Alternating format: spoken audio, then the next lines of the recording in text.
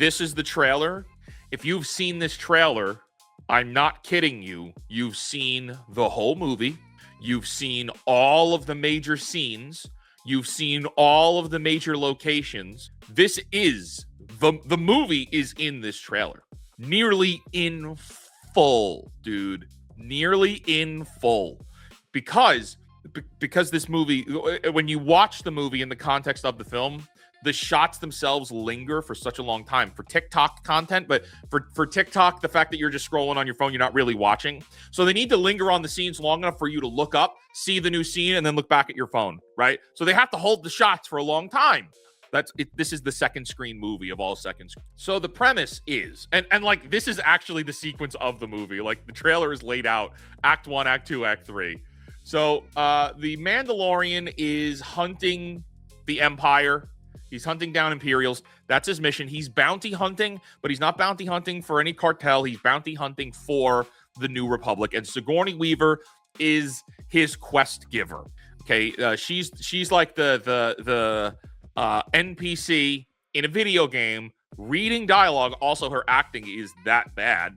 World of Warcraft quest givers from 20 years ago are better than Sigourney Weaver's performance here. She's phoning it in. She's 100% phoning it in. I pulling out my notes. I literally wrote down Sigourney is phoning it in this entire movie.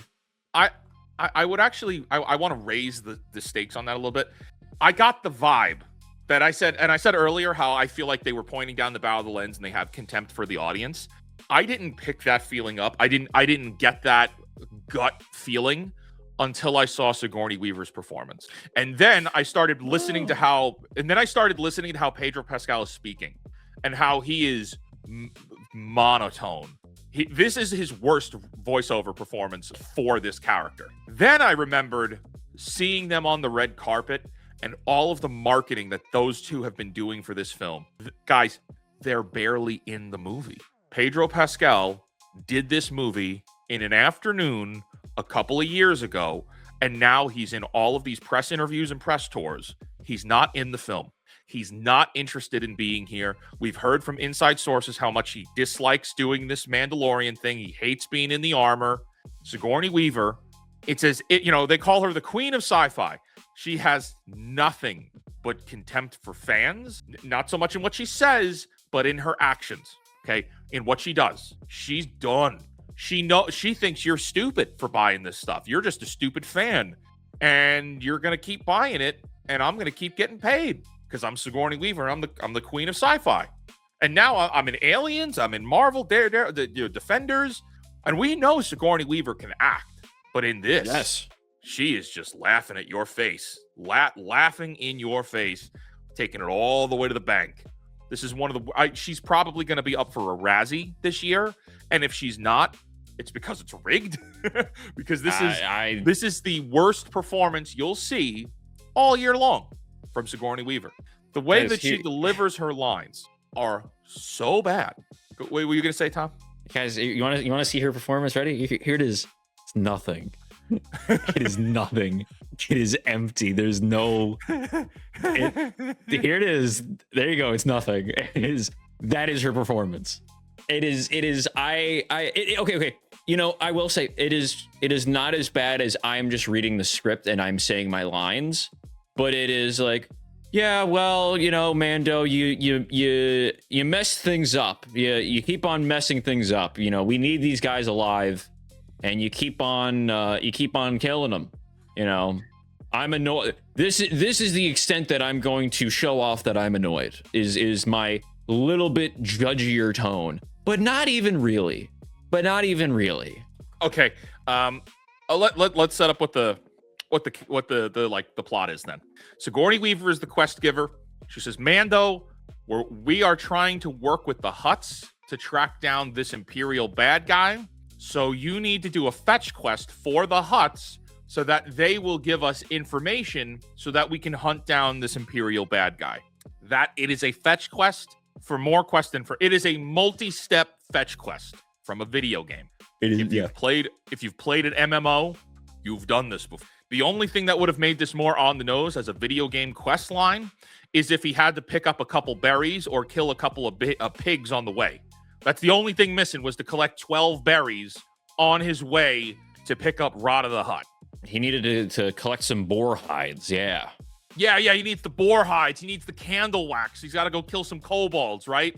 In the mines. That's it, dude. So then, so that's what happens. That is the first, I'd say 2 episodes, is Mando go, and then, so it's actually stupider, dude. So it's Mando, go see the Hutts so that they can give you the location of their Hutt nephew who you need to go and pick up and bring back to them. So then Mando goes to the Hutts and they basically say, like, okay, here is the planet of where our nephew is for you to go pick him up. Okay, well then Mando gets back in his ship and then goes to that planet and okay, hey, Radha the Hutt. Let's talk about Radha the Hutt. Jeremy Allen White, Radha the Hutt is, what did I say, Rhoda? No, I'm just thinking about Radha the Hutt right now. You know, it's gosh golly. This is the ultimate and then yes, movie. it is an then movie. And then yeah, 100,000%. This is and then the movie. Radha the Hutt is played by Jeremy Allen White, who you may know from The Bear. Or Shameless. I haven't seen Shameless. I have watched The Bear. I really like The Bear. I really like the first 2 seasons. The first 2 seasons of The Bear are really good television. It's a really good show. I would not watch it. It's not week-to-week television. It's just long-form TV. And it's binge content. It's really well-done binge content, and I like it. And Jeremy Allen White can act. He's the voiceover for this, what you're seeing here, this Hutt slug, who this is the son of Jabba the Hutt, who you may have seen in the Clone Wars show. And then he doesn't sound like a Hutt. So back here, like back with the Hutt planet, like these guys sound, oh, Yawanawnga. Like they sound like Hutts. Mandalorian steel. Yeah. And then we get to this guy, he's like, "What's up, dude? Hey, what's up? up? Good, bro? What's up, brother? How we doing? I'm a gladiator." Actually, I don't like my dad. I'm a gladiator because they cheer for me out there.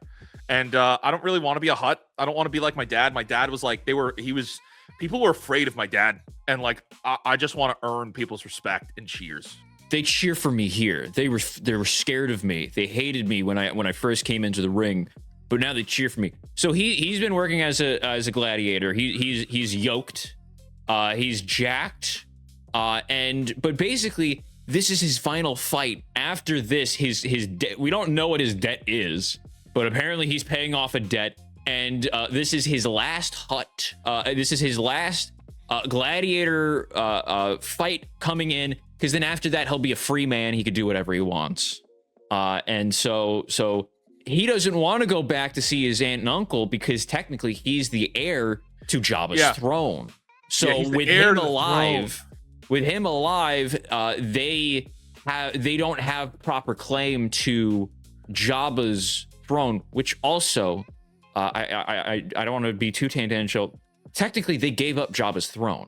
That was the whole point of the Book of Boba Fett. You gave up Jabba's palace to Boba Fett because the Pikes were going to take over. So you gave up your power up to Boba Fett to basically take the fall for the Pikes, and then the Pikes would have just taken it over. Yeah, so they sacrificed the throne, like the actual the Stronghold, the Jabba the Hutt Stronghold. The twins sacrificed as a sacrifice play, and then they just retreated to Hutta to run everything. Well, we'll get to Hutta, Tom. We'll talk Hutta. Oh, no, I know. I just wanted to make this point. I just wanted to bring this point up to begin with, because like already from the get-go, technically the twins have already the twins are already in a position of power where they're in control of the gang. I can understand, it goes to the thing of, it's like, oh, well, he could theoretically come back and now claim stake for it. But also you gave up Jabba's palace. Tom, do we have any clip that would represent breaking? We have To the News. Just play To the News and keep us here. Breaking news. So this is coming in. Deadline is reporting right now. Mandalorian and Grogu. I'm reading this from my phone. This was just sent to me. Okay. Mandalorian and Grogu posted $12 million in Thursday night previews, 12 million domestic, at the domestic box office for what is now looking like a 90 million 4-day opening. Oh, no. We are now under $100 million domestic. This movie is toast. Star Wars is done. Holy Done. crap. Yeah. That's just gonna breaking news, man. Dude, that's just gonna make the next segment we have that much more funnier. Holy crap. Oh, wow. Guys. Because wasn't the metric, didn't Solo make 120? So it is pre-inflation sub. Not even accounting for inflation, it is sub Solo. Oh no, it is the worst. Yeah, it is absolutely dog poo. Dog poo, not good. Wow. Not good. So I wanted to cue that up. This movie is entirely Wow. bombing. We love to see it. Let's get back to the plot here. Back to the plot. So Radha's like, yeah, this is my last fight, and then I'm free to go after it. But the main guy who like does these fights is what is it, Janu? Is it Janu? Janu. Yeah. So like, oh, you could talk to Janu about it. So then the Mando goes, he talks to Martin Scorsese to try and figure out where Janu is. He goes and he basically hang on. Let me take over here. Yeah, okay. There is a cameo in this movie. This is the glup shitto of the movie. I'm trying to see where he is. There he is. This is Martin Scorsese. Martin Scorsese's in the film. He's a little glup shitto here who gives more exposition to Mando. That's it. He's in this scene. This is not him mocapping. He's just a voiceover. It's just so they got to say, Martin Scorsese's in our movie. And that is all it is. Then back to the plot. Now, Radha the Hutt is a gladiator. He's at the end of his contract. He's got one more fight. And Mando is saying, dude, I'm going to come with me. You don't need to be a gladiator anymore. My mission is to take you back to your family. He's like, no, they'll kill me if I go back. I don't want to do that. I just want to be a gladiator because people like me here.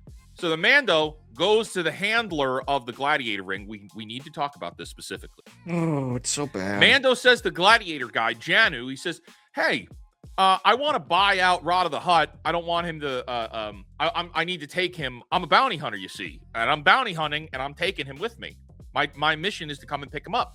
And Janu says, no, why would I let you take our most prized fighter? I'm killing him in the next round. You should bet on him. You should bet on the death of the Hutt because you're going to make it big. Also, you should enter the fight yourself. You're a Mandalorian.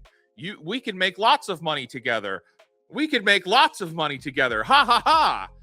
I'm still killing the Hutt. I'm not letting him go. I'm going to kill the Hutt and make lots of money. And you should enter the fight. The conversation, that's how it goes. That's literally how stale it feels. But let's just talk about the logic, because you might have remembered I threw my hands up at this point in the theater. There was a couple times when I threw my hands up. I'm like, I can't believe what was just said, man. I can't believe what was just said. Here's the gladiator guy confessing to fixing the fights and says, I'm gonna kill Radha the Hutt. On one hand, I'm fixing the fight to kill Radha the Hutt. The next sentence: you should enter the gladiator pits, Mando. We can make lots of money together. I'm speechless. I'm fixing the fight. I'm gonna kill the Hutt who's making me all this money. You should enter the fight. We can make lots of money together. What in the actual hell is this writing? What is this dialogue, dude?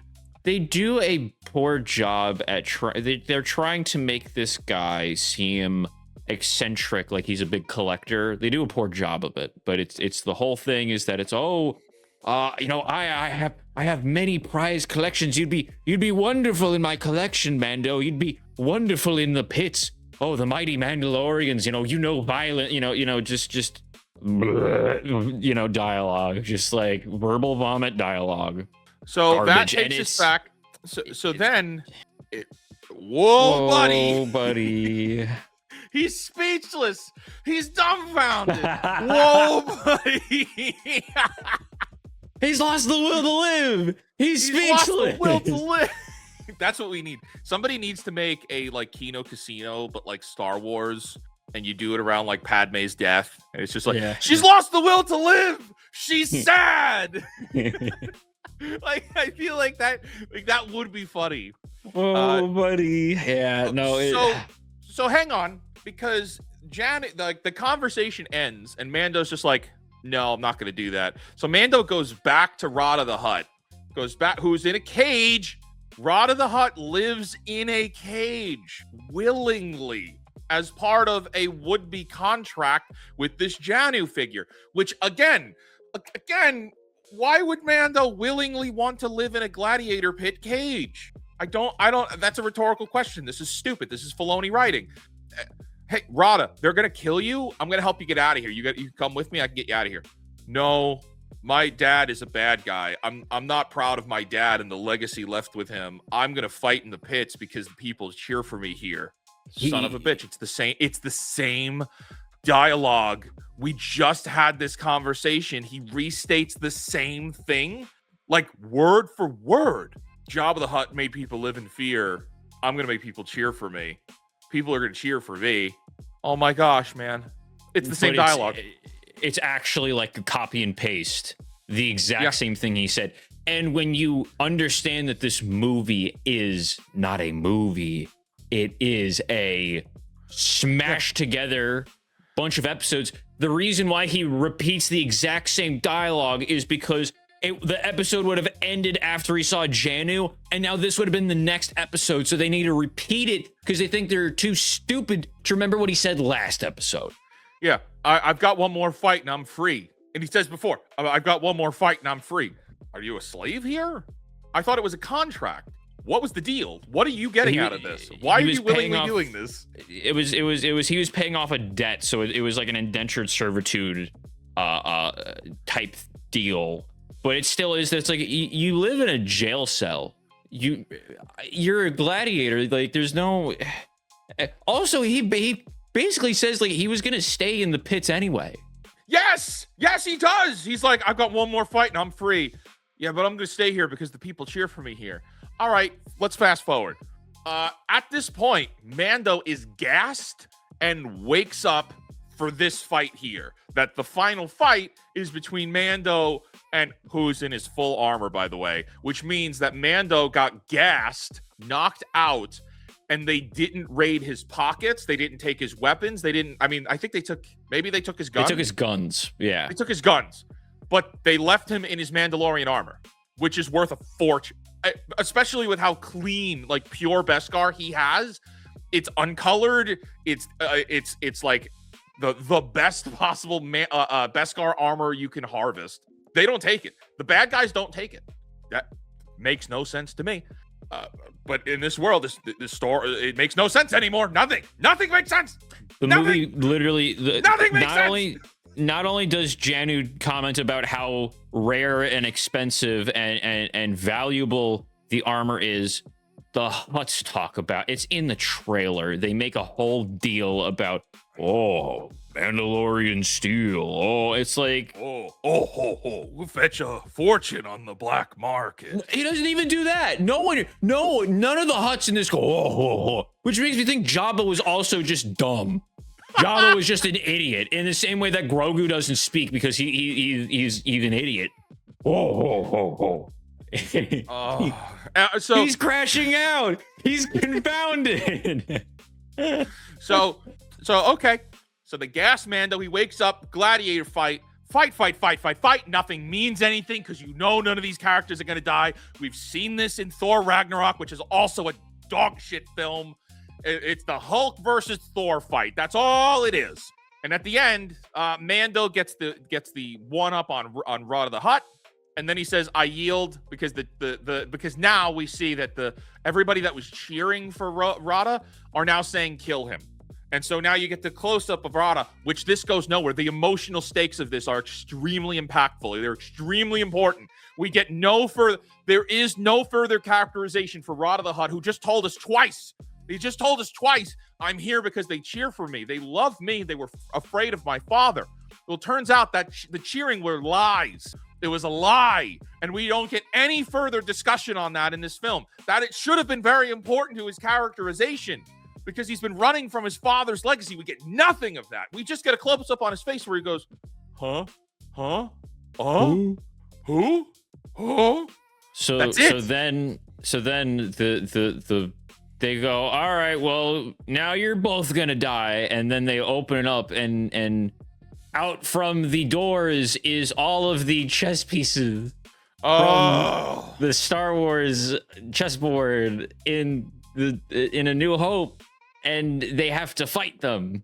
Yeah. So it's all of the monsters from Chewbacca's chess match. These guys, all the monsters from the Chewbacca's chessboard come out and have the most meaningless, long-winded, empty John Wick fight. It is devoid of any kind of emotional reaction at all. I actually hated it. It's my least favorite part of the movie. I think you need to be shamed for even saying John Wick in that sentence. They were trying for the John Wick. This entire action sequence is weightless. There's no weight behind anything. None of the creatures die. Most of them are the Mando Din Djarin throws like a blade into one of its heads. It's completely fine, not an issue. Completely keeps going. They all not only do they don't fight each other. They all escape together in the end. There's no fighting between the animals. With a giant gladiator pit where you release a bunch of animals into it, usually they'd go after each other too. They wouldn't just go after. No, none of that. They all. It's so bad. It's bad. It's so bad. So it's a terrible fight. And they're really trying to make you. But we know no one's gonna die here. And then the monsters don't die, and they're unleashed on the whole city. And that's how it ends. Escape. Everything that happens here is 15 minutes of chasing after Radha the Hutt because he tries to run away. It means nothing. Nothing. Okay. The Mando catches him. Then they get back on their ship and they go, hey, dude, we're going to take you to the Hutta. Now is a good time, Tom, for us to introduce the fact that Zeb from Star Wars Rebels is in this movie, okay? Because he's the one piloting Mando's ship. The two of them team up, although they really barely talk to each other. They barely interact. I'm going to see if I could switch the trailer here because I know he's in the trailer and I want to get footage of him because it'll better explain this. Guys, the CGI on Zeb is so dog poo bad that it's as if he's not truly in the movie. Zeb speaks. No one, including people that aren't masked, like you see normal people with normal faces, Zeb speaks. No one ever reacts. It's as if they inserted him into the movie last week before it went gold and they shipped it around the world. So Zeb is a glub shitto in this. They do not introduce him. They say his name, but they do not introduce him. They don't say who this is. They don't say anything about it. It is predicated on you already knowing who Zeb is for you to understand this character. They don't do any of that. So people who don't watch Star Wars really are going to see this and go, who is this? Who is this lemur guy? Who is Mr. Lemur? Why does he look so gross? Ew. I think I got it. I got a shot. In A New Hope, when you get introduced to Han Solo and Chewbacca, there's an understanding of it's like, oh well, he's his co-pilot, and now you're introduced to Chewie. There is no introduction for. It looks gross. It's a little fuzzy, but this is yeah. So he's Sigourney Weaver in the cockpit. He's there as a glub shitto of just he wants you to be. Filoni was hoping that you were gonna sit in your seat and you were gonna see Zeb and go, it's from Rebels. Oh, that is what they were anticipating. That is who this character is in this movie and relative to the story. He flies around the ship. That's what he does. That is the extent to his usefulness in the plot. Is he flies around the new. Also, he got the Razor Crest back because we need the Razor Crest back. I forgot about that. Yeah. The new Republic basically just gives him a stock Razor Crest because they picked it off of one of the Imperial remnants who had a collection of like, and it's in the trailer. Old things. It's in the trailer. It's not. Yeah. But the explanation is literally just like, well, we gave it to you. Yeah, the explanation is, hey, you remember your ship, the Razor Crest, which sold lots of toys, and then we stupidly exploded the ship in season 2, and all the toy sales dried up? Here, have one back. Here's a new stock Razor Crest. Please buy the toys again. Please It's got buy the yellow Razor on Crest it. toys. It's different. Yeah. It's got yellow on it. We gave it a little yellow design in it this time. A little yellow metal. So anyway, yes. So Zeb is the pilot here. Zeb is extraordinarily poorly CGI'd. It's as if there isn't a mocap person there. It's as if they genuinely inserted this CGI character in post-production. The dialogue was never read on set. He is so out of place, and it feels weird because he's saying things and he's being like, yeah, don't miss him over there. Yeah. Oh, yeah, the bad guy over there. Yeah, don't get cocky, kid. You know, that kind of dialogue, that kind of banter, crickets. There's no reaction from the characters to make him feel like he's part of the world. There's like maybe one time where Zeb will like grab one of the guys and like pull him back. And at that point, there's like a facial reaction. But most of the shots, there's nothing. It is uncanny. It is unbelievable. So Zeb picks him up. So we're still at the end of like episode 2 here. So Zeb picks them up. They end up, all right. So now they're flying back. All right, hey, we're taking you to Hutta. We're taking you to your aunt and uncle. And Radha says, no, please, they'll kill me. And then Mando says, well, wait a second. If we need to bring you back, because if we bring you back, the Hutts, your aunt and uncle are going to give us coordinates on an Imperial bad guy that we're hunting. His name is Doug. We're looking for Doug. And Radha goes, wait a second, Doug? Doug is Janu from the Gladiator pits. I know Doug because I've been to Doug's house when I'm not in a cage. He takes me. We have dinner parties at Doug's house when I don't live in the Gladiator cage. And I was there and I saw some Stormtroopers. So the Mando goes, am I wrong? Am I wrong? That's the equivalent. It's not. His name isn't Doug, but it's. But that's it. We're looking for Doug. No, I'm laughing because it really is. This only works as like it. This is where you very clearly see, yes, Doug Dimmadome of the Dimsdale Dimmadome. No, this is very clearly where you can see the lines of, oh, this was a TV episode, because no movie worth its weight would introduce a character to then leave, to then go, actually, that was the character you were looking for. We need to go back. Yeah, it's something that would happen only in television, because you have the break in between episodes for like, oh, well, next week we're gonna go and track down Doug. Now we know who Doug is. We're gonna go get Doug next episode. So that's what they do, and they take Radha with them, and they go and capture Doug. It's super easy, barely an inconvenience. We grab Doug, kill a bunch of stormtroopers. In previous Star Wars, there have been discussions by people of the internet that stormtroopers miss. And this movie is the worst offender of stormtroopers that can't hit anything. Every single character on screen has perpetual, forever, and always plot armor. You never, ever, ever, ever, ever feel like any of your characters are ever in danger. And let's break them down, right? Let's break them down for let's go catch Doug. Okay, so Mando's not going to die. He's wearing impenetrable plot armor. Grogu's not going to die. He's you sell the merch with Grogu. At this point in the movie, which is the middle of the movie, we know that Radha's not going to die because there's still unresolved plot with the Hutts that involve him. And also at this point, it feels like they're setting up some kind of a King Arthur, taking the throne with Radha. So it's like, all right, it's with Radha the Hutt, we're very much unresolved. So there's no way that he's going to die here. And then who's the only other character, Tom, that's in this fight? Zeb. And we know Zeb is not going to die because Dave Filoni's already been on the record to say, and get this, because I don't think you know this, Tom.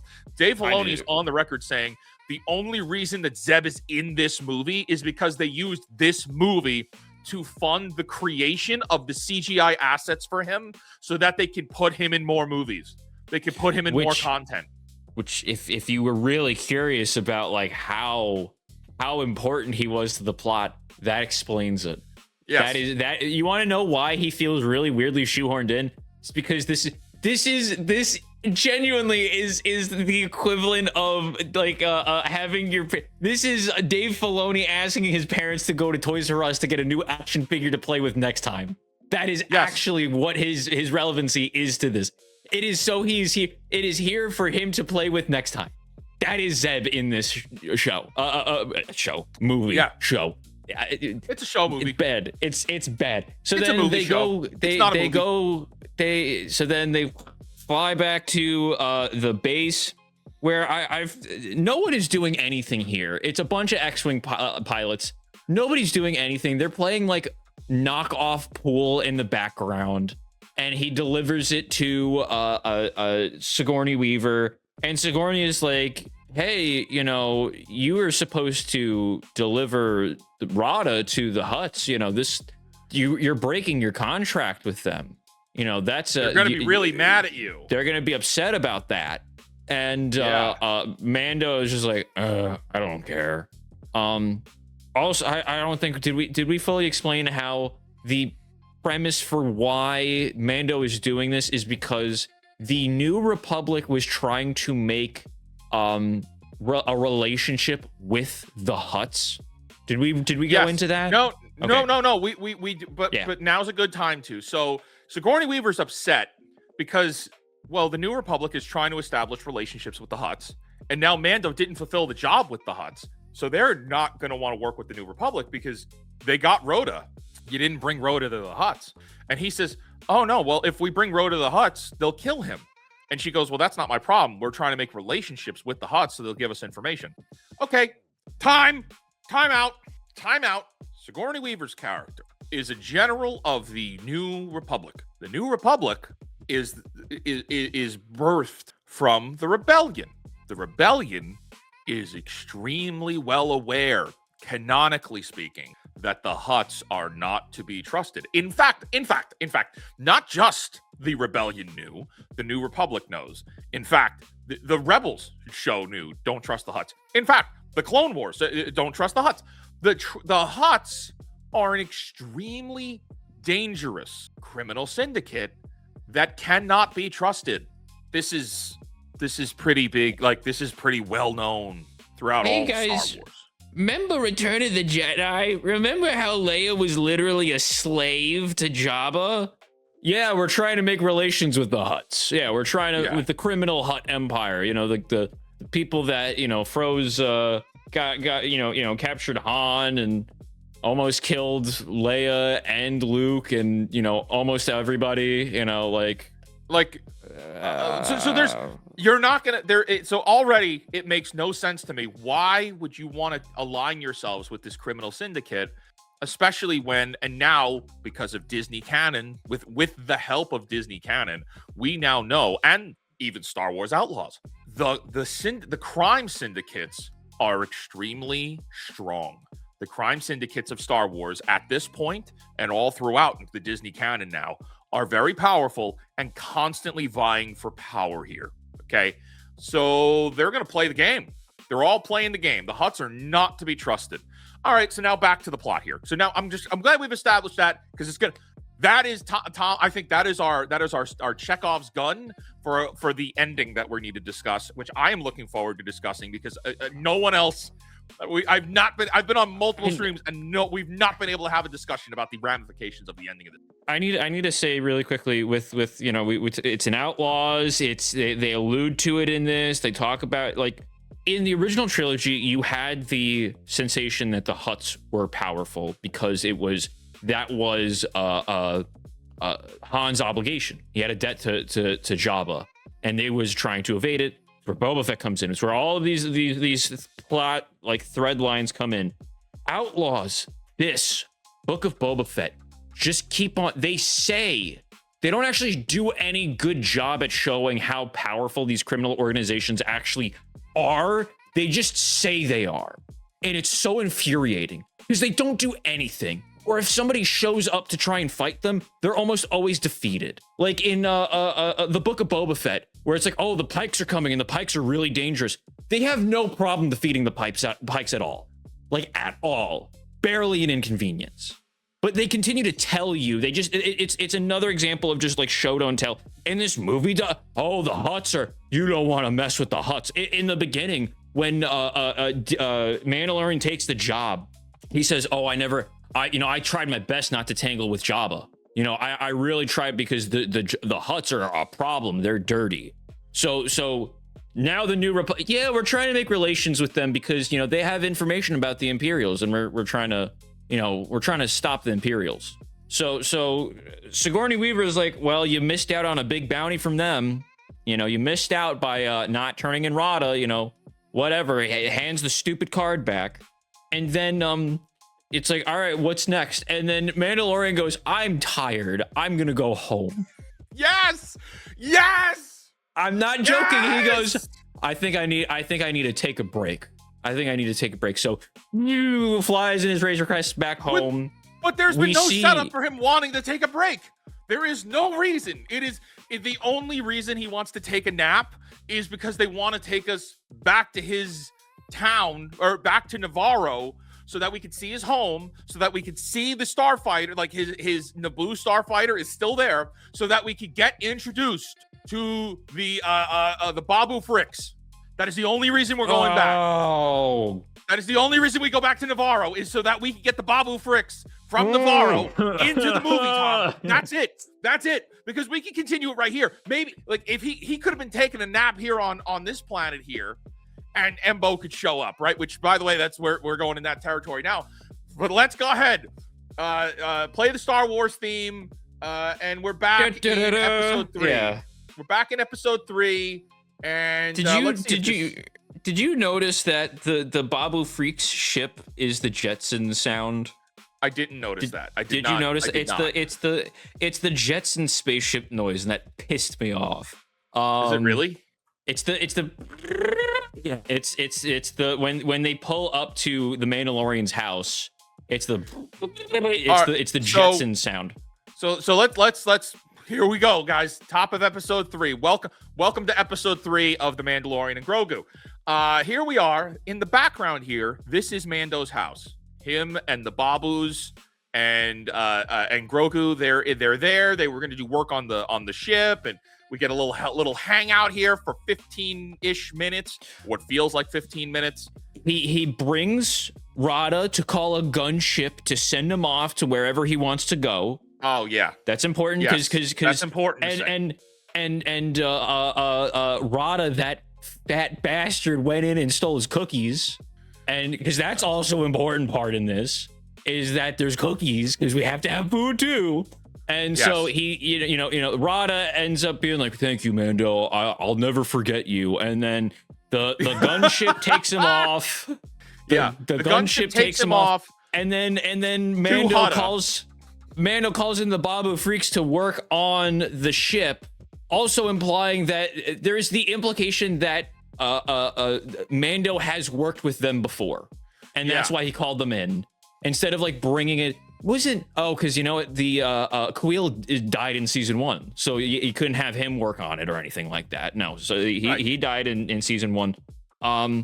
And so then they're working on it, but then it starts to rain, and it's like, something's off. There's a sensation of something off, and then Dave Filoni here, Embo, because Embo is played by Dave Filoni in the Clone Wars, shows up to capture Mandalorian, and his dog is with him, and his dog takes one of the Babus, and that's right.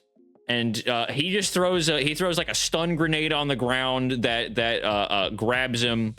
And let's keep this going. So he kills. They go Embo here, who Embo is from the Clone Wars. They capture Mando. They capture one of the Babus. cut us over. We are back on Hutta. Mando is captured. They take his helmet off. Pedro Pascal, I didn't know you were in this movie. I thought it was just your disembodied voice. I didn't know you were in this. This is the money shot here. It's in the trailer. The footage that you see here, like this is it. This is Pedro Pascal. The most he does in this film is this scene, and then a second scene in the water, which was also in the trailer. That is it. The Hutts now have Radha the Hutt has also been captured. Those runners that Mando called in, turns out they defected. They weren't trustworthy. They give Radha the Hutt to the Hutts. The Hutts have him rigged to this electric machine that's basically keeping him in a Why they didn't just kill him, I don't understand. Yeah, they put him in a stasis chair just to be like, yep. But they literally say Hutts live long lives. He's gonna live out a long life in that chair as we keep him comatose for his entire life, constantly being shocked. That's like the implication. The implication is we're that, like, evil. I was like, is this an LMD situation from Marvel Comics, like where they hook you into the machine and you go into like the virtual reality? Is Radha in a perpetual dream state? Again, something that we should discuss, but they don't. It's just like they've put him in a coma machine instead of just killing him, which means he's still alive. And is a problem. And they're like, yeah, okay, we want to be we want to be the leaders of the Hutt cartel. Radha is the true heir, so we need to neutralize him. So we're gonna put him in this coma machine because plot demands we need him for a final fight in a couple of minutes. Hang on, we still have 2 more episodes to get through. Okay, this is the Mandalorian and Grogu movie, which is just 5 disembodied episodes smushed together. So they take off Mando's helmet, they take his helmet, and they say, Beskar steel. It's in the trailer. This would get us a fortune on the black market. Okay. Then Mando says, well, yeah, I'm going to kill all you guys. You've all seen my faces, so everybody that sees my face needs to die. Every living person that sees my face needs to die. Otherwise, I need to go back to Mandalore and take a bath with the Mythosaur. And I don't really feel like going back to the Mythosaur because we don't have the budget to make the Mythosaur actually appear on screen. Okay, we have hundreds of millions of dollars from Disney, but for the love of God, don't make us have to animate the Mythosaur. We're not going to get it right. Okay, we don't have the cojones to animate the Mythosaur, Tom. I don't even think it's that. I think they forgot they even showed it in season 3. I really do think they forgot about it. Oh no, I think they forgot that they showed it. I disagree with you. I think they know they showed it, and they are petrified. They are terrified. They're shaking in their boots to ever have to show it again. They don't want to show it again. So then the Hutts, he's like, well, not if I kill you, and he tries to grapple onto one of them, and they pull the door because every Hutt, a staple of a Hutt household is having a trap door that leads to a giant monster under it, and then the Mando has a fight scene where he's fighting him, and then the big white snake that's in the trailer shows up and tries to eat him, and he does get bit. He actually gets bit. He gets bit in his little side. Not a mortal wound, but it turns out it's poisonous. It's poisonous. While this is going on, Grogu had a little montage where he suited up, and he got his little paintball gun on his arm, and he's got his little he's got his chest plate, and then. I forgot about the Lycabantha. Oh my gosh. This is why we're never going to see the Mythosaur. Okay? Because the Polynesian then spa. we would have to get animated a Rancor, Boba Fett riding a Rancor riding the Mythosaur, and it's never going to happen. We don't have the money for it, Tom. We may have the imagination, but we don't have the technology. The Polynesian spa. The Polynesian spa. So Grogu gets all right. So he's like, hey, he basically tells the Babu freaks without saying anything because Grogu doesn't speak. Grok is mute. He's like, hey, we got to go save Mando. So the Babu freaks can speak English. It's gibberish, but they do speak English. Good baby, bad baby. They go and get on the Babu freaks' tiny little ship, the small ship, to go save Mando and the other little Babu freak. At no point in time do they think, well, hey, we're a bunch of small little guys. we should probably call this in to get a bigger person or a bigger ship to actually get the Mandalorian out. They don't think about that. So, but together, the little Babu freaks and Grogu infiltrate the Hutt's home base through the pipes, and Grogu ends up getting to the little vent that is where the fight is happening between the dragon snake and the Mandalorian, and he places a little bomb on the grate, and he pulls back, and it explodes, and it makes an opening, and the Mandalorian escapes into the sewer system and then into the forest. The Babus then say goodbye, and then are like, "Why aren't you coming with us?" And it's because the Mandalorian is not big enough to. The ship is like this big. Oh yeah, I'm trying to pull up a picture here because I want to show like it makes zero. Okay, so the Babus are supposed to be intelligent, like they are. They're an intelligent engineer species. They fly a what looks like a Hot Wheels truck, like the equivalent of a little bit larger. You know how toddlers have like the Fisher Price little cars that they drive around, like the little, you get Yes. the little go-karts for little kids. That's what their ship is. That's their ship. It's a little kid's ship that they would sit on and ride around on. Why they fly to Hutta, which is extremely dangerous. They fly to Hutta on a rescue mission, knowing they're not going to be able to fit Mando in the ship. Which then, you know what that means, Tom? The Babus went on this rescue mission not to rescue Mando, to rescue the other Babu. Yeah, that was their main prerogative. That's that the was only reason. So they fly over, and okay, so really quickly, because it's worth pointing out. Maybe there's maybe it's in the trailer or something.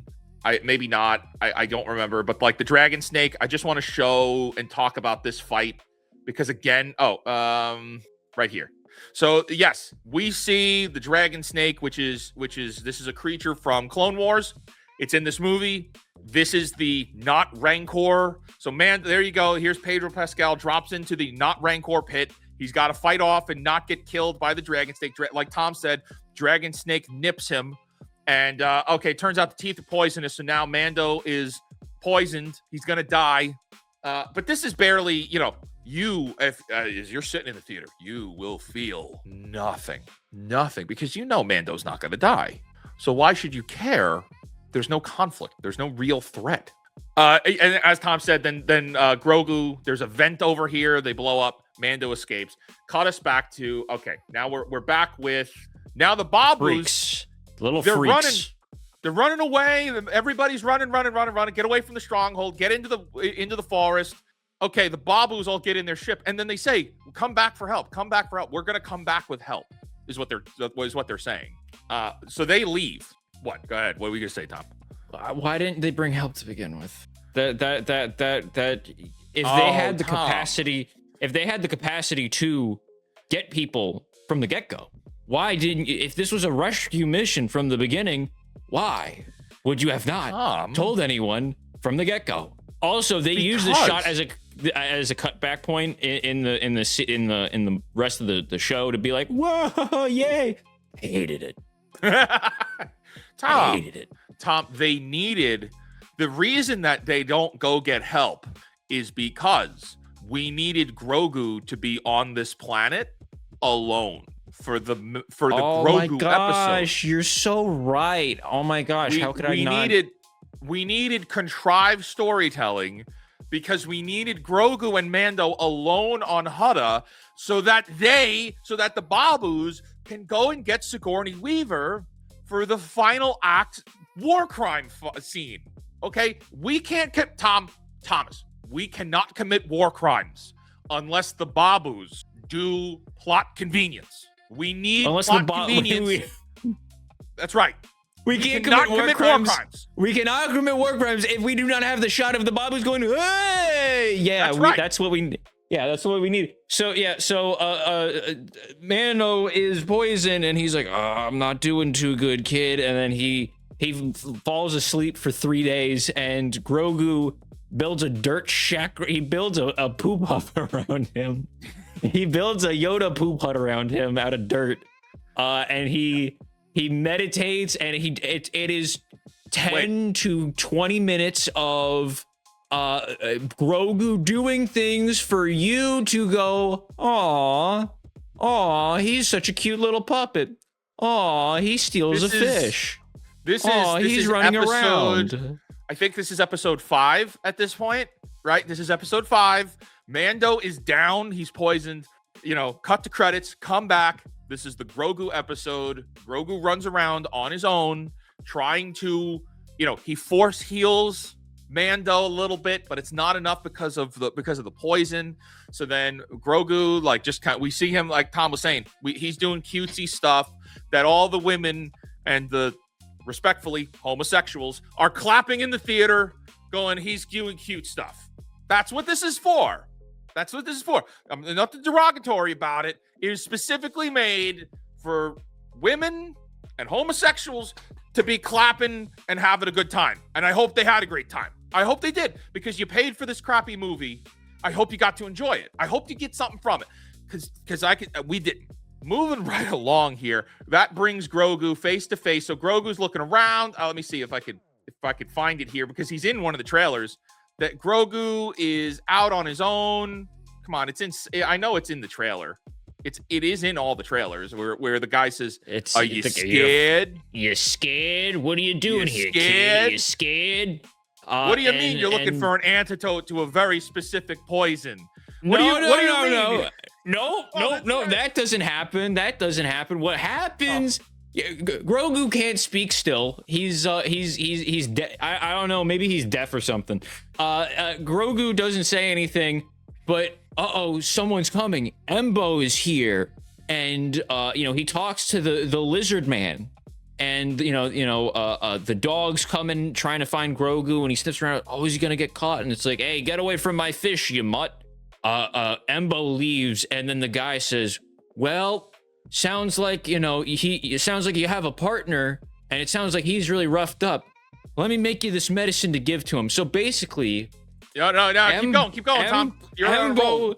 Embo told this guy, hey, we're looking for 2 people. One of them was poisoned by a dragon snake. You should be on the lookout for them. That's basically their dialogue. So Embo, off screen, tells him, well, it's on, you don't hear the dialogue, but Embo basically tells him, these are the people we're looking for. He has been poisoned by this thing.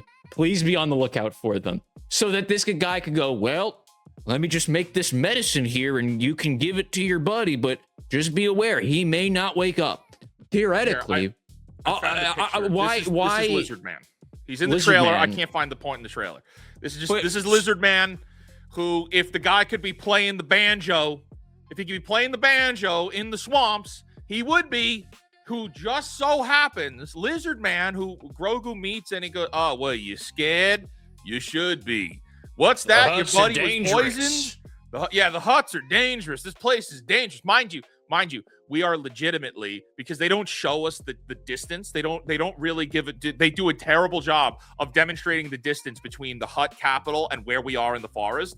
The equivalency is like in your mind, you think they are 5 steps away from we are on the edge of the compound. It should be very easy to find this guy.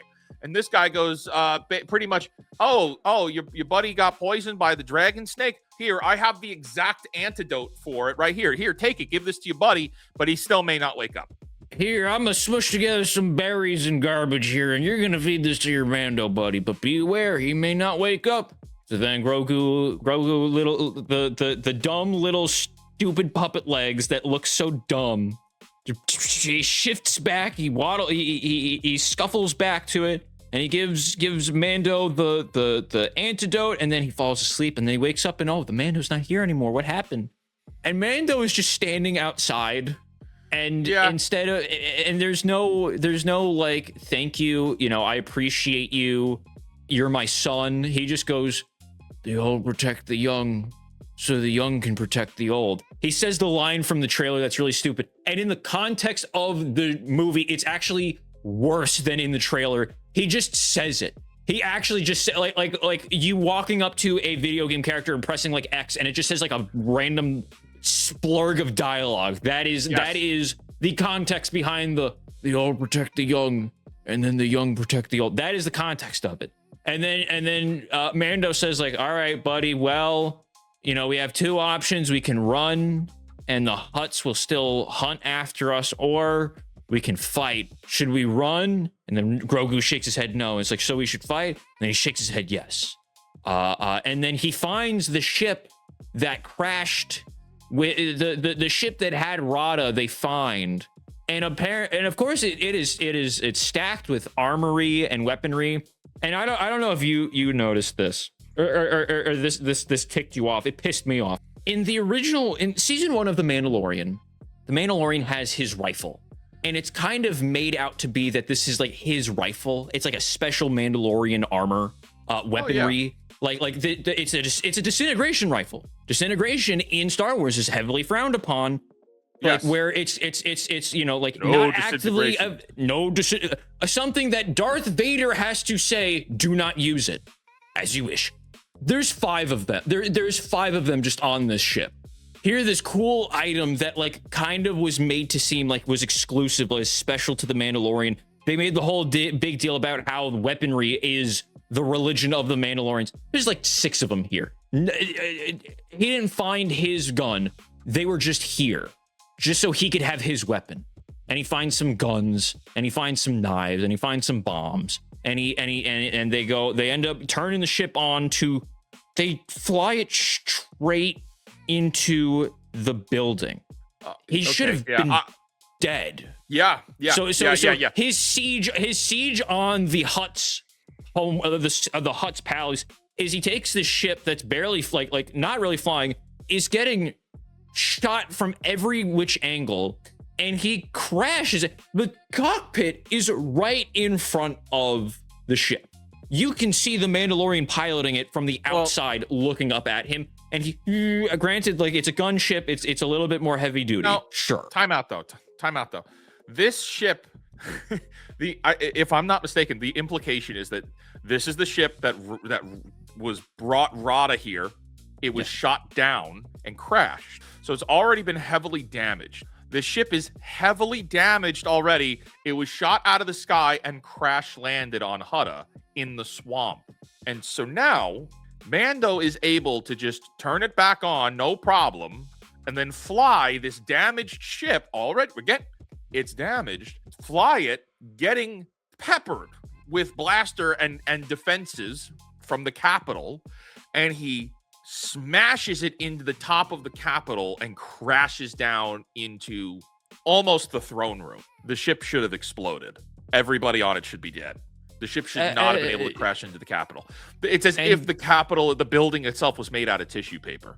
Well, the building itself is made out of like goo, or it's made out of sinew. It's made out of like this organic strand, because that's part of it is he's able to destroy the building by shooting disintegration rifle rounds at it, and it like, you know, stretches backwards.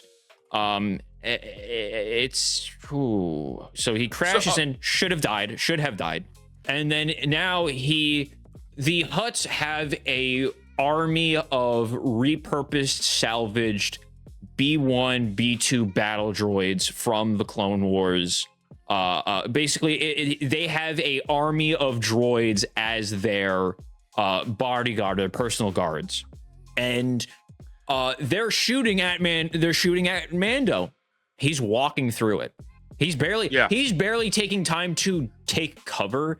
He's just wiping out all of them. No issue with it. Like he's barely breaking a sweat until he gets up to the big salvaged junk droids that were like made to protect the door. There's a fight scene between them.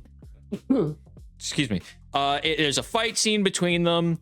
Grogu pilots one of, like, he jumps in and starts ripping out wires of one of them, and then they break through, and he's there for the Hutts. You know, he's there to kill the Hutts, and they're like, whoa, no, hey, we could talk about this.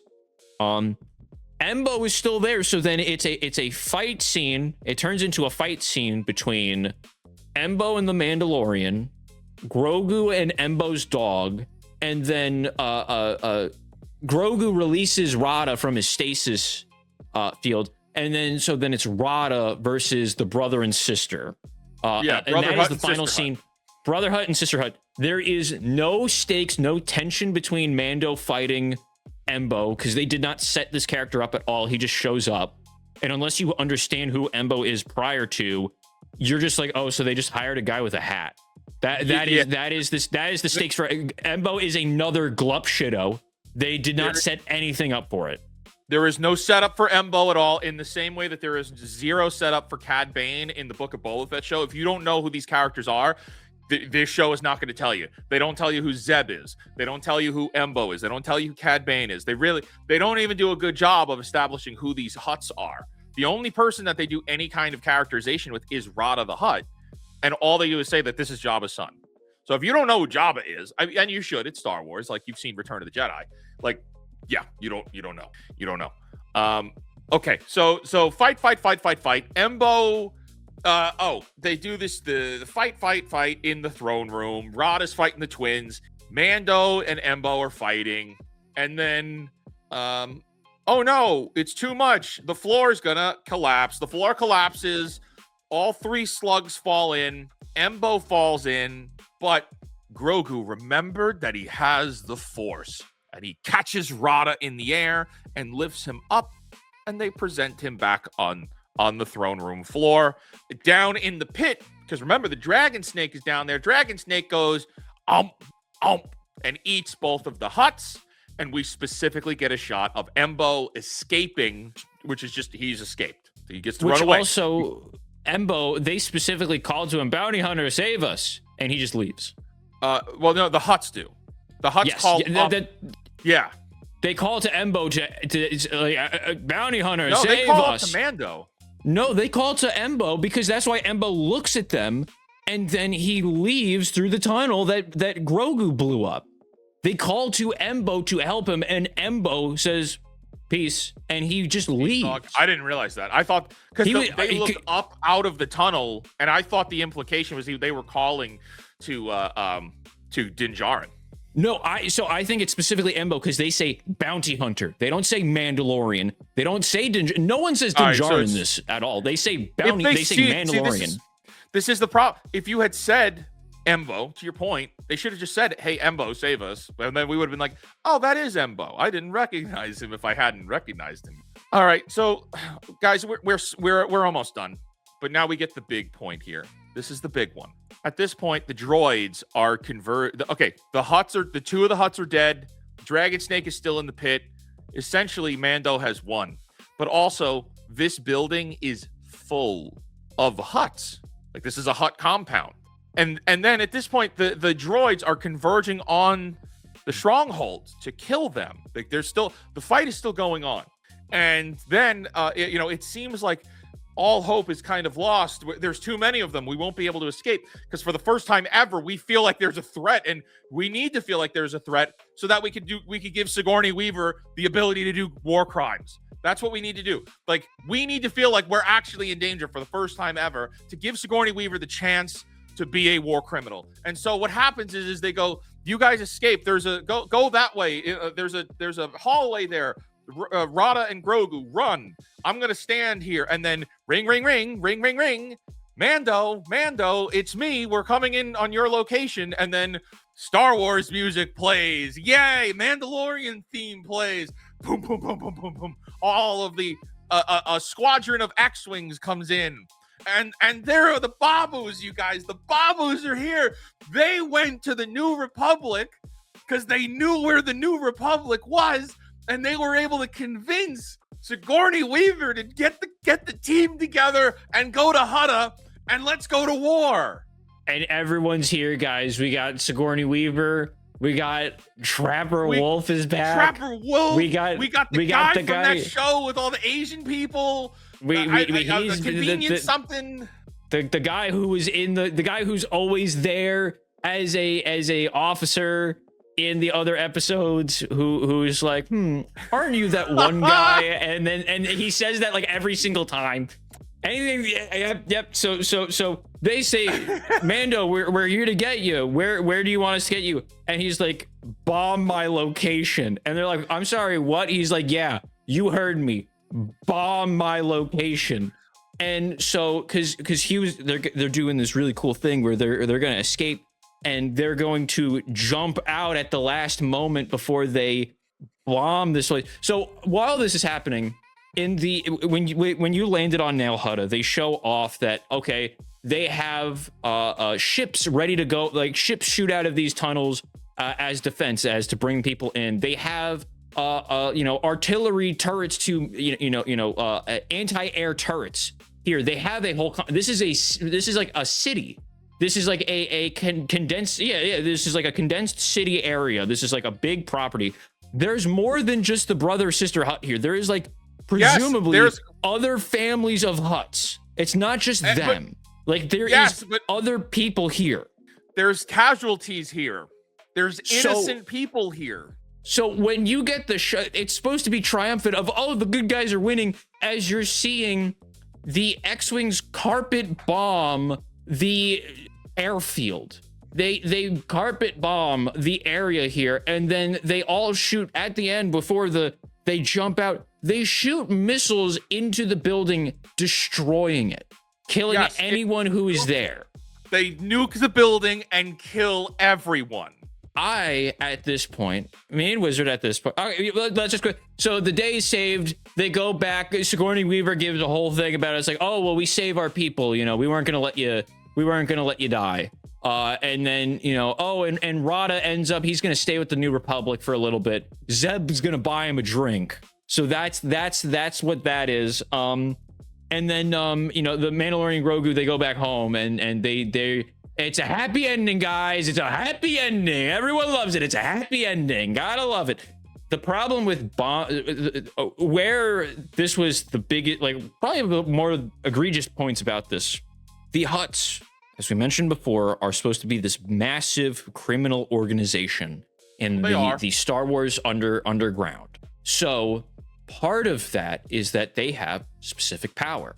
Them bombing is going to create a massive power vacuum, because now that the Hutts have been removed from this position of power, it is free game for all the other criminal organizations to try and grab at. They made a whole big deal about the Book of Boba Fett, of how the Pikes are trying to make their move. The Pikes now have free reign to have full control over the criminal underground empire of Star Wars, and they've made it very clear that the New Republic does not actually have the power or the leadership skills to actually keep this galaxy safe. So now all that they have done is made a giant power vacuum for all of the criminal underground in Star Wars to basically just take over. That's what you did by bombing the Hutts. Secondarily, if it was always this easy, why didn't you do this with Jabba? Why didn't you do this with all of the other criminal organizations that you had a problem with in the past? If it was so easy that you just have to go send in 6 X-Wings and just bomb the place, and it'll be the day is saved. How that it ruins so many aspects of it, because it's like, oh, now doing this just completely. Now there's a massive power vacuum the New Republic does not have an answer for. Okay, on top of sure. There's one point we need to clear up. The explanation as to why the New Republic was willing to nuke Hutta is because, and it's she says it very passing. Sigourney Weaver says, oh, we got Lord Doug to crack under pressure, and he told us that the Hutts were actually double teaming us the whole time. They were giving information to both sides. So they were playing a double agent, which is what the Hutts do. Which makes you stupid for thinking you were going to get to trust the Hutts and you were going to make an alliance with them. The Hutts have always played both sides. This is extremely well known. You go to them only as like it's supposed to be working with the Hutts is a Faustian bargain unless you're a bounty hunter, and even then it's a Faustian bargain, because eventually you can get caught up in something. They will pay well. This is just Star Wars lore now. You go to them when it is if you're the Republic, you go to them when it is your last possible option. You don't go to them willingly. You don't make an alliance with them. They are a crime syndicate. You're supposed to be the new government. You don't have jurisdiction in the Outer Rim. It is not, Hutta is not your planet to go to. And Tom, you made a good point. what the heck do you mean? You just flew in and easily with 6 X-Wings blew up the Hutt stronghold? They had if the New Republic could do it with 6 X-Wings, why haven't the Pikes? Why haven't the Crimson Dawn? If it's that easy, if it's so easy to take out the Hutt capital and just end them, why haven't any of the rival gangs done it? But you know, they do that. Their logic is, oh well, we considered them an Imperial remnant because they were leaking information to the Hutt, so we just killed them. Yeah, especially when the beginning of the movie is Sigourney Weaver saying, "You got to stop killing these people because they have information for us." Yes, you're right. You got to stop. Hey, you got to stop killing these people because they may have information for us. And she makes a quip at the end of it's like, that was messy, and it's like, you killed all of those Hutts. You did that. Mando did it. You did it. And you literally opened the movie by saying stop killing people, and then you nuke the planet. In the same way that there's now going to be a power vacuum, there are other Hutts. Maybe they weren't on Hutta that is going to they're going to power grab for the Hutt Empire, even though now it's Jabba's palace is under Boba now, so that's no longer the Hutts. The twins are now dead. The main Hutt people there. So now any of the Hutts that do take position of power are now just going to have it out for the New Republic. You just made a massive enemy of the criminal underground. They're gonna hire anybody to go. You think this solves anything? You just kicked a massive wasp's nest. That's what you just did with this. That is what you just did with this. It further, all this does, it makes all the more sense on why the First Order came into power, because the New Republic is filled with idiots, actual morons. Which if I may, that in and of itself, Tom, is a deconstruction from modern day writers with modern day sensibilities. Turning the New Republic into idiots is a deconstruction of Princess Leia, which is why I'm very clear. The whole deconstructionism of heroes is not just it's not just on men. It is also on legacy female characters too. It is to the detriment of female heroes that you consider heroes. Princess Leia has been treated, and Carrie Fisher, if we really want to be clear, has been treated nothing but terribly by Disney. This isn't about Sigourney Weaver's character. Nobody cares about her. This is entirely about making Princess Leia's plight to create the New Republic look like shit, and that she is flawed, and that she is wrong, and having everything fall apart. It's cruel. It's actually cruel, and they continue making it worse with every episode, with every show.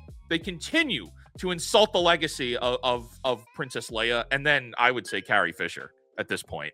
So yeah, okay, let's continue this because you're absolutely right. You're absolutely right. Real quick. Hold on. Radha is now going to be enemy number 1. Okay, so there's a very important point. Technically, Radha is still the heir to the throne. So not only is he enemy number 1, but now all of the other Hutts, because there's lots of them that are scattered all over the galaxy, because we know that there are. We know that it's not like, oh, we just genocided an entire family. No, we genocided a lot of people, but no, there's still plenty of other Hutts in play here. The Hutt cartel is still alive. You didn't just end the Hutt cartel. Now they are all going to be out to kill. Now, instead of just the brother and sister Hutt out to kill Radha, now everyone is going to want to kill him. So yes, he's now enemy number 1. Mando is enemy number 1. Sigourney, the New Republic is now enemy number 1. This is like, if they really wanted to, the next movie should be Star Wars Crime Syndicate War, like the Syndicate War, and it should that is what you have created here. You've created the ultimate power vacuum. And where you would think where a person with a brain would think, oh well, actually, yes. Why doesn't Radha actually, now seeing everything going on, should just take his place as heir to the throne and just be a better guy? Yes. Like that you would think that would be the lure into it. It's like, oh well, now that my aunt and uncle are gone, and now I see the I see the error of this. Now I'm going to take this position to be heir to it, and I'm going to be a good guy. I'm going to actually help people. Like, that would be the logical conclusion for this character to go on. They don't do that. No, they don't do that at all. No. So you have someone in place that you could go in here to say, hey guys, not only are we going after the New Republic, we're going to be changing things up around here. No, we can't do that. We can't do that. He's going to go have a drink with Zeb. He's going to go have a drink with Zeb. That's what we're doing. Yeah. That's what we're doing. Yeah. I'm trying to think, is there any other egregious things? There's one point that I remember I wrote down that you told me to bring. Well, are you talking about the plot? Because we can finish out the movie now. Well, I was going to say part of this movie, the way that it's shot, the way that things do about it, feels like an advertisement for Galaxy's Edge. Oh, yeah. When Grogu's running around, when they're doing stuff in here, they're trying to make it's framed and shot in a way that it is almost like a commercial to go to Star Wars Land. And I noticed it. We're looking at chat. We're looking at chat. Go ahead, Todd. You talking about Galaxy's Edge.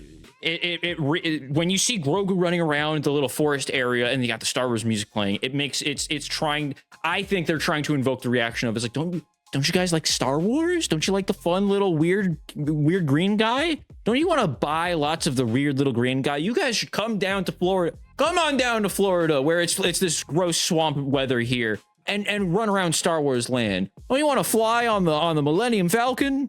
Come on there, piggies. Come on, like hogs to a trough. Come here, piggies. It reads as that. It reads as that. The movie, that's... I think we could just say this is where the movie ends. This is where the movie ends, and because that is where it ends. Yeah, they commit this war crime. Everybody lives, 0 casualties. We get to the end. Sigourney Weaver's like, "Hey, good job. I guess we did good. Mission accomplished. We got that. We got that Imperial guy. We got Doug. That was the real mission. And we also destroyed like the Hutts because." They were working with the Empire. They were double teaming. So we got them, you guys. We got them. And just like a theme park attraction ride, it ends in that same way that when you reach the end of the ride, they just start clapping for you. Yeah. That's it. It's just... Wow. Thanks, guys. We saved Hogwarts. Thanks, guys. We saved Star Wars. We saved the city. This is Spider-Man ride. Hey, guys, we saved the city. It's Transformers, the ride. That is how this movie ends. Yeah, we did it. We did it, you guys. Yes, that is time. There's no conclusion. It's just like, you made it. Congratulations.